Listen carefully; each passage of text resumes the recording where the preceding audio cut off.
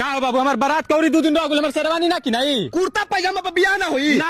हमारा सामान के 25,000 के शेरवानी तारा के किंद की तू झमका के बियाह करे जा एगो हमनी के जुग रहे कि दोसरे के कुर्ता दोसरे के जूता पहन के बियाह करे गुरही तब हम बियाह ना करो मत कर तारा बहिनी का लइका असई बहन छिनरा कहता कि समयना में नाच ना करबो त बियाह करे ना जाई त ते नाच देखे जात रे कि बियाह कर जात रे हमरा तो बुझाते नहीं अभी कमाए ना न गुला घरे बैठ के हौ क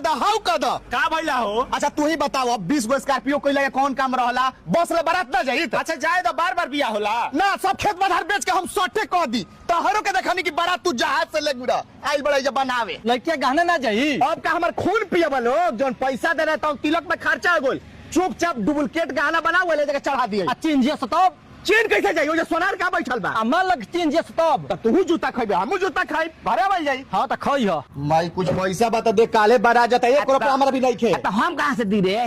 एगो पेंसिलो मिलता तोरा लूट कर ले तारा सा तोरे पैसा नहीं खे ना हमरा भी